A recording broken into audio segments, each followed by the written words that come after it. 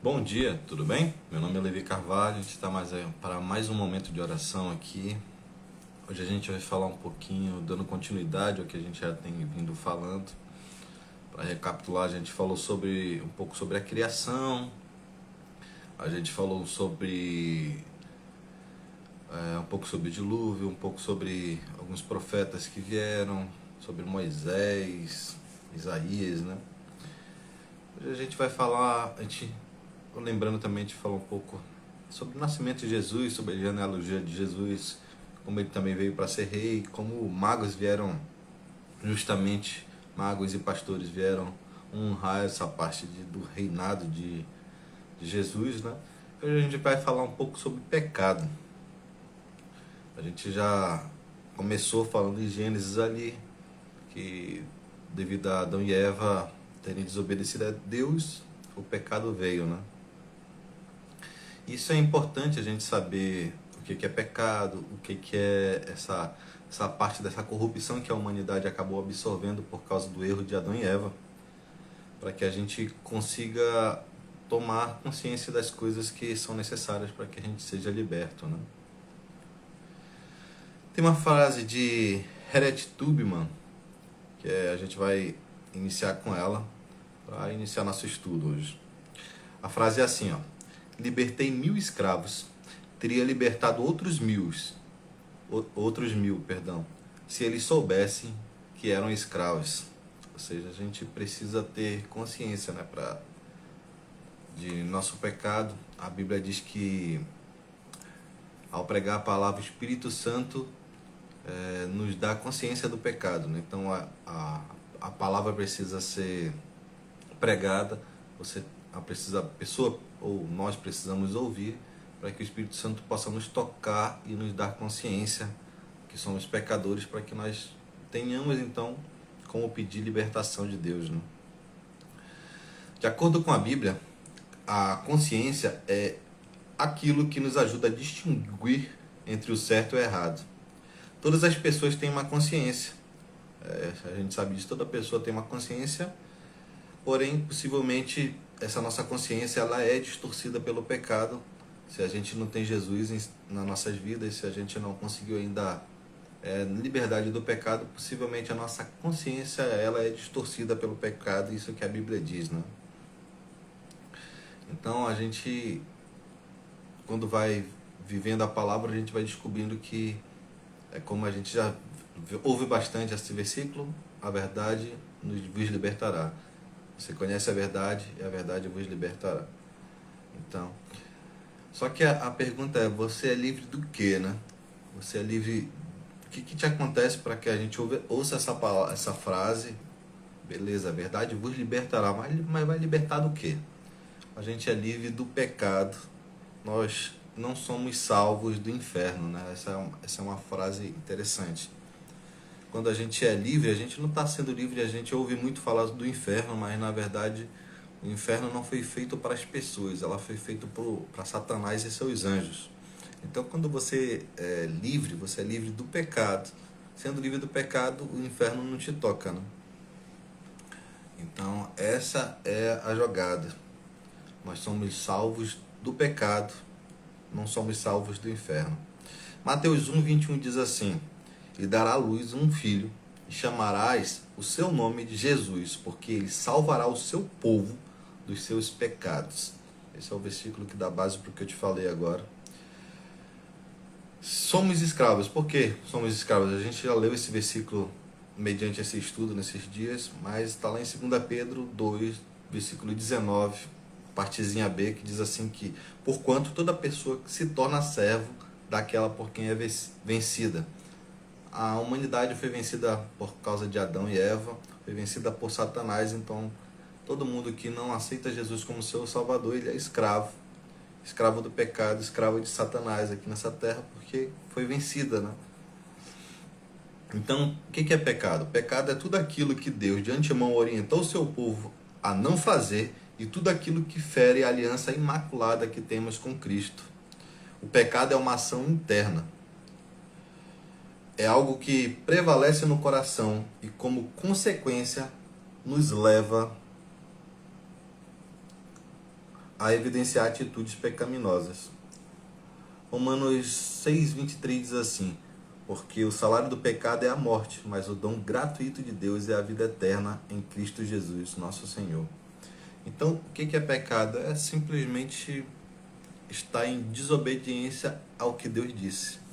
Então, você, tendo consciência ou não, estando em desobediência, você está pecando, né? A Bíblia diz que todos somos pecadores.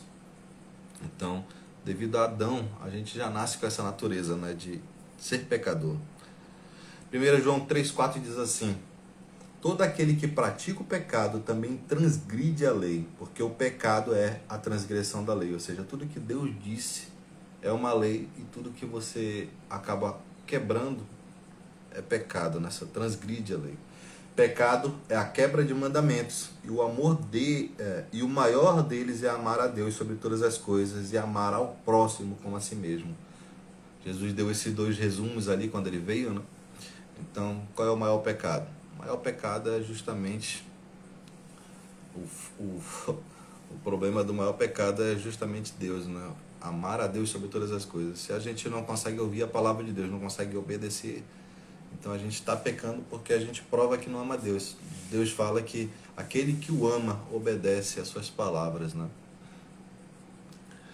E Gálatas 5:1 diz assim: para a liberdade foi que Cristo nos libertou. Permanecei, pois, firmes e não vos submetais de novo ao jugo de escravidão. Isso é interessante, né? Porque a gente acaba não percebendo que a gente tem um jugo sobre nós, né? Bom dia, Danusa. Tudo bem? A paz. Belíssimo domingo. Então, repetindo, Gálatas 5:1. Para a liberdade foi que Cristo nos libertou. Permanecei, pois, firmes e não vos submetar de novo a jugo de escravidão. Então existe um jugo sobre todo o pecador. Por isso que Jesus, quando vai falar, ele fala assim: tomai de mim meu jugo, pois ele é leve, ele é suave. Ou seja, ele não tem peso, ele carrega o teu, que é pesado. Ele, na verdade, já carregou. A palavra diz que Jesus levou sobre si todos os nossos pecados, todas as nossas dores, todas as nossas enfermidades. Então, se você entrega para ele, você carrega o jugo que é dele, que nunca teve pecado, e ele é leve, né? E é interessante a gente entender que existe uma guerra na nossa mente. Há uma batalha para ocupar o espaço da nossa mente.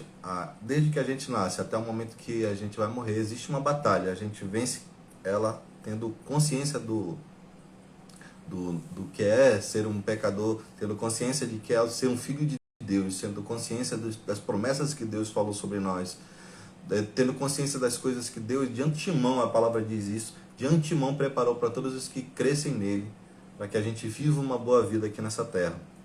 Então, tendo consciência ou não tendo, nossa vida é feita de colheita. A cada dia que passamos sem conhecer e estudar a palavra, é mais um dia que somos roubados das verdades que nos dão poder e nos fazem livres. Essas verdades foram deixadas por Deus para seu povo, para que seu povo não pereça. Por isso que a gente ouve o versículo. Mas ele veio para que não pereça, mas tenhamos vida eterna, né? Então, essas verdades nos... Bom dia. Essas verdades de Deus vieram para que nós não pereçamos, não assumamos um castigo que não era para a gente. O castigo, como eu disse ainda agora, é para Satanás e seus anjos. O inferno foi feito para Satanás e seus anjos. E a única coisa que nos impede de tomar posse do que é para a gente é estar em Jesus Cristo. Então, quando a gente está em Jesus Cristo, que a gente aceita Jesus como nosso Salvador, a gente quebra esse jugo de Satanás sobre nossas vidas e dá então início a um processo de salvação. A salvação, no final das contas, ela é gratuita, ela é um dom de Deus. Então, quando você aceita Jesus, a salvação é feita sobre a tua vida, sobre a minha vida.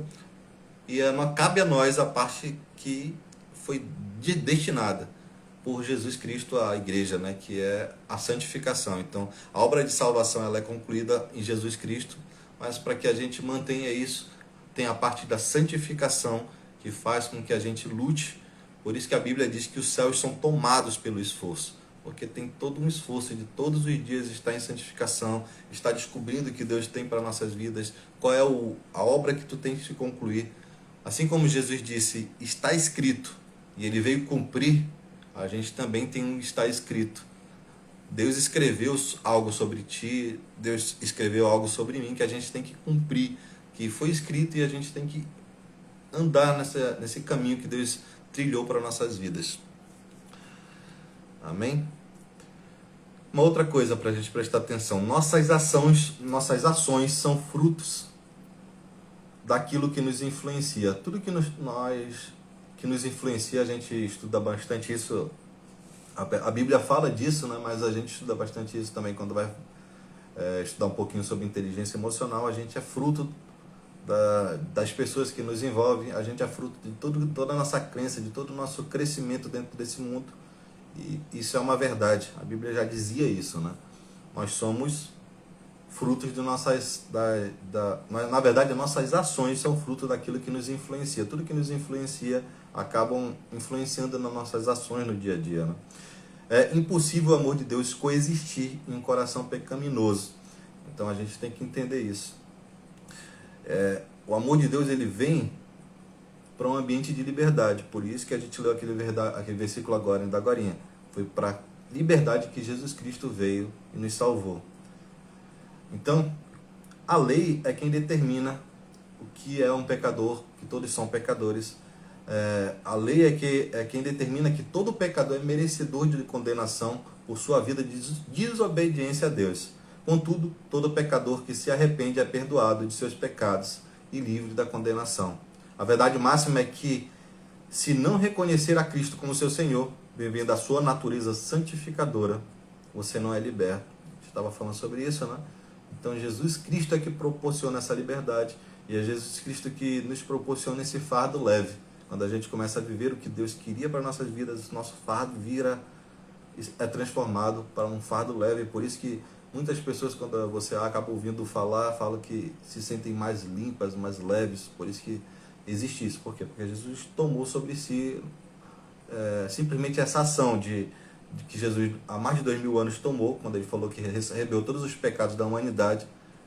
Quando a pessoa aceita Jesus, ela manifesta na vida dela essa ação, essa realidade, né, espiritual.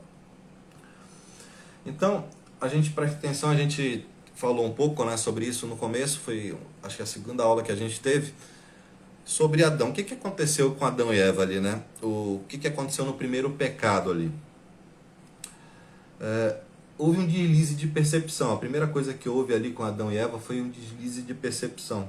Tiago 1, versículo 13 e 14 diz assim: ninguém sendo tentado diga, de Deus sou tentado. Deus não tenta ninguém, mas cada um é tentado quando é atraído e engodado pela sua própria concupiscência, ou seja, seus próprios desejos. Então o que houve? Satanás usou uma história, mas ao cair nessa argumentação, vamos demonstrando um pouco do caráter da pessoa que foi tentada. Ou seja, quando a gente é tentado, quando a gente peca, a gente demonstra um pouco do nosso caráter, porque é nossos desejos que estão em ênfase ali.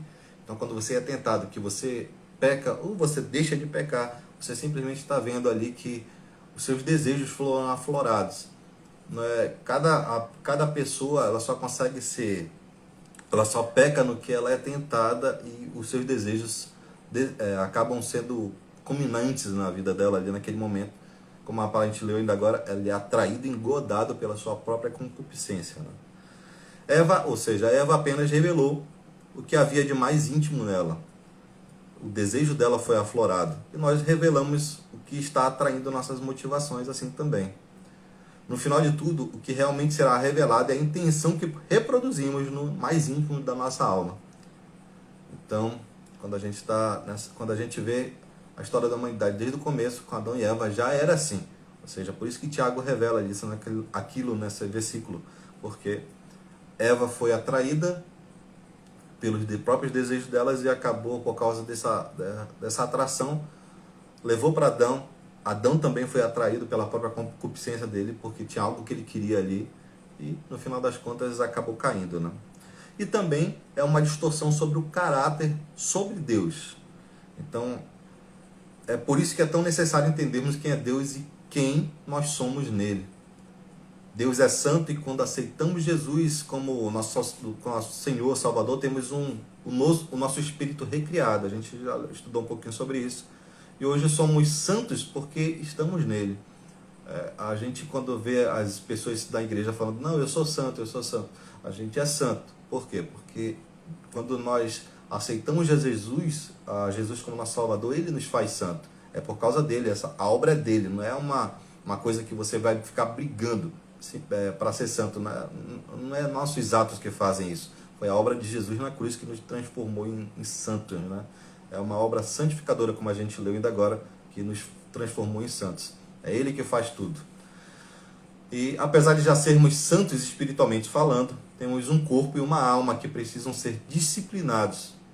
E fazemos isso através da renovação da nossa mente e nos enchendo do Espírito Santo. É por isso que Paulo enfatiza muito isso. Renovai a vossa mente com a palavra de Deus. Renovai.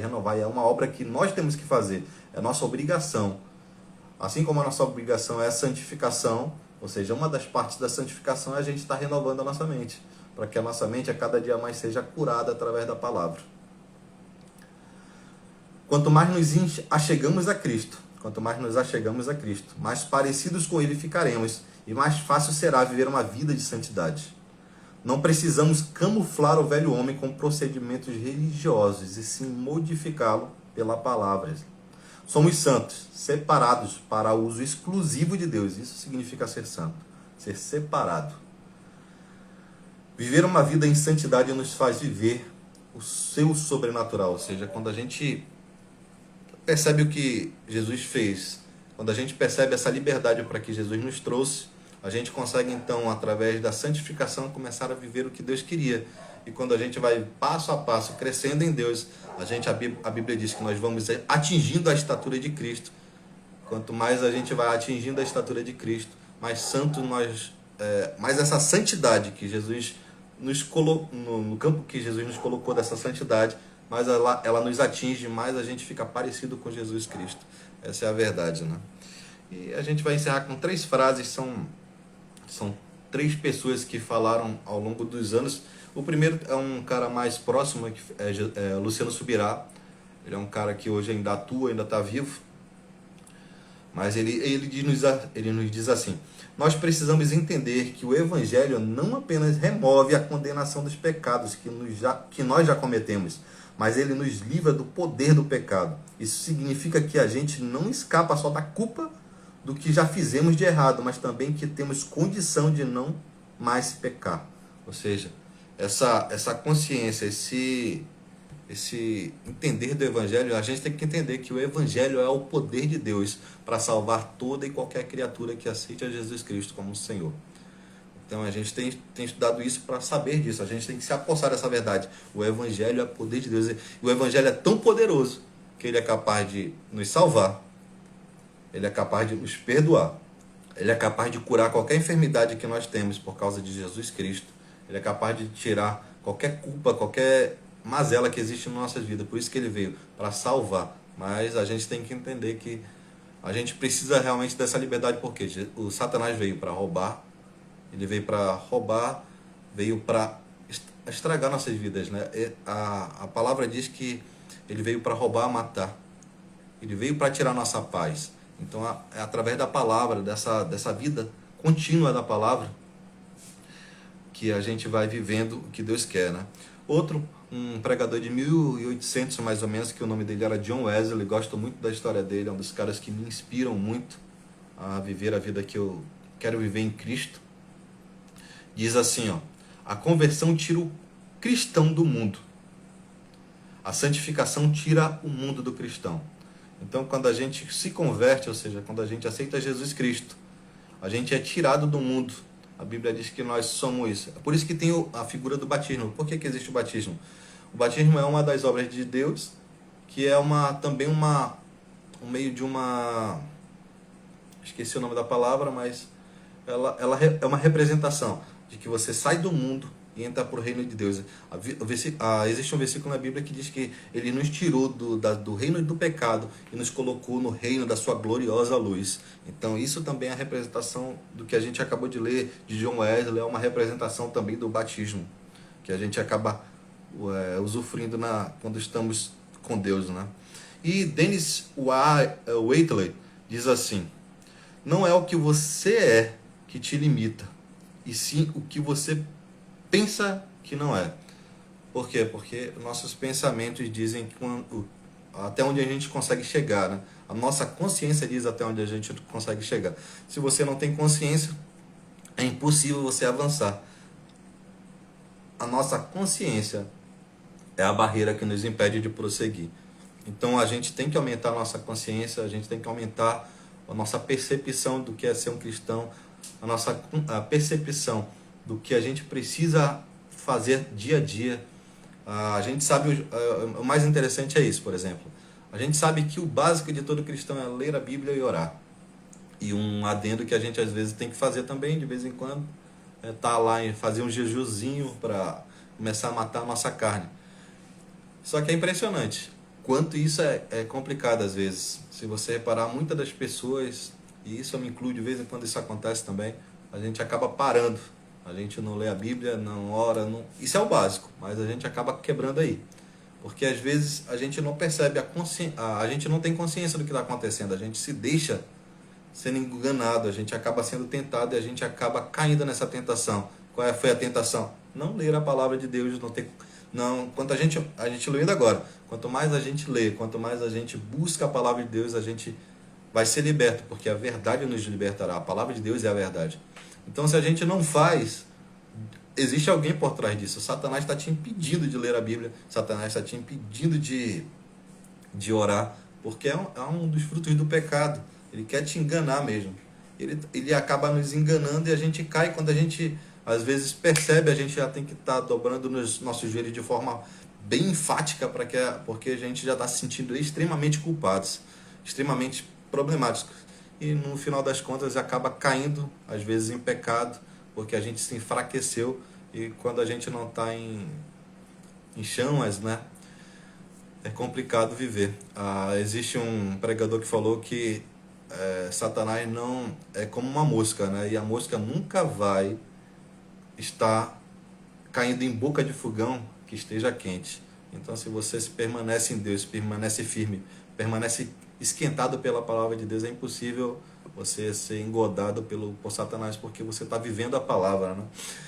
Só para finalizar aqui, eu queria contar uma pequena história e a gente finaliza. A gente vai orar e finalizar. Existe uma história que conta assim, né? Que existia um governador de um reino, ainda no tempo dos reinados, e ele mandou prender um cidadão. Esse cara era um criminoso e ele foi condenado à forca. E esse cara já estava há algum tempo e ele dentro da prisão, e ele ia ser levado no outro dia para a forca. E o governador, o rei dessa cidade, foi lá nessa cadeia, conversou com os carcereiros, e ele foi ali conversar. Ele foi ali porque ele queria dar um alvará de perdão. Ele chegou e falou com o carcereiro: mas senhor, meu amo, esse cara é um ladrão, ele matou, já fez isso e fez aquilo. Ele tentou, mas o rei falou: eu quero fazer. Aí ele pegou, ele viu um cara que era um rabino, pediu as vestes do rabino, vestiu a veste do rabino, entrou com uma Bíblia na mão e colocou o alvará de perdão no meio da Bíblia. E foi para cima na frente da prisão, da cela daquele prisioneiro. Ele chegou ali e começou a conversar com ele. Eu posso falar com você? Aí o cara falava: não quero falar com você. Não, eu só quero te dar uma mensagem, cara. E o cara falava: não, eu não quero. Se tu vier aqui para perto de mim, eu vou te cuspir, eu vou te bater. Aí o cara falava, insistiu, ele começou a insistir: não, mas eu quero falar contigo, eu tenho uma boa mensagem para ti. Eu tenho algo que vai te agradar muito, deixa eu ler para você. Ele falou: não, cara, pela última vez, se você vier aqui, eu vou cuspir na tua cara e eu vou te bater. Não venha. E por causa de tanto ele insistir e falar, o rei voltou com aquele papel que ele estava ali, com aquele alvará de soltura, e saiu. No outro dia, de manhã cedo, o carcereiro chegou com ele e falou assim: você entendeu o que aconteceu? Ele, como assim, cara?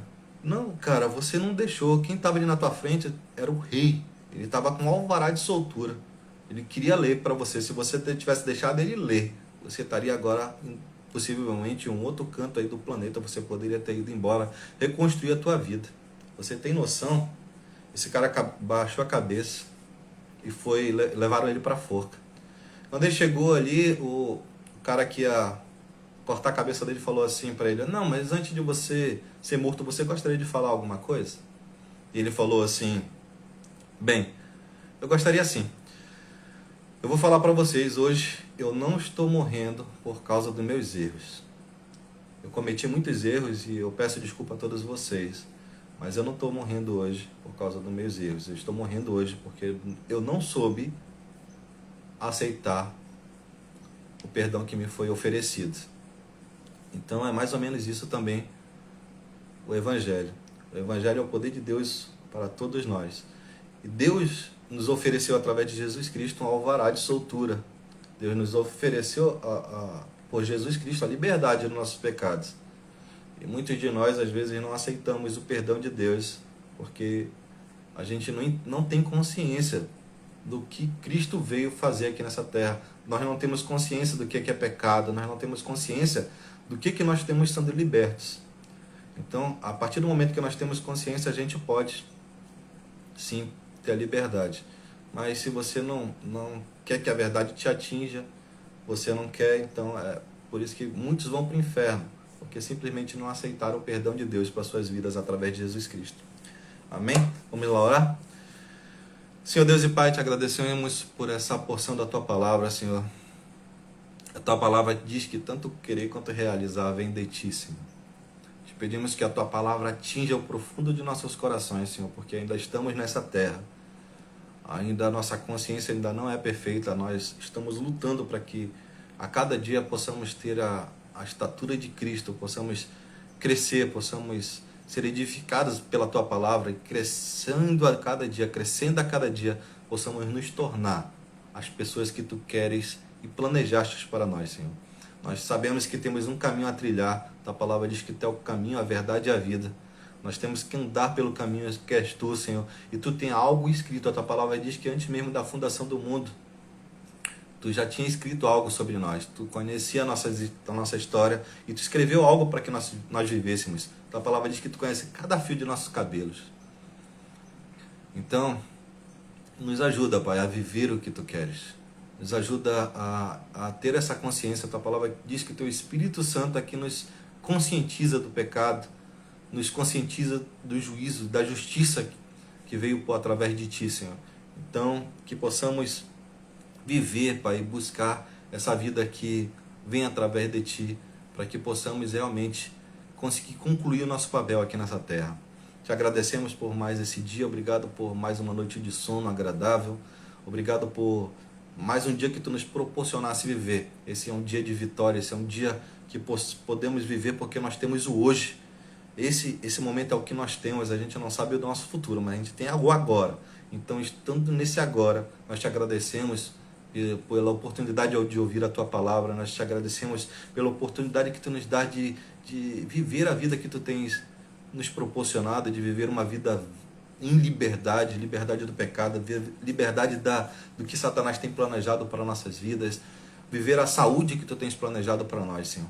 Que nós nos apossemos da Tua palavra e consigamos viver as bênçãos e usufruir delas aqui nesta terra, para que possamos ser prósperos nos Teus caminhos, prósperos em nossos caminhos.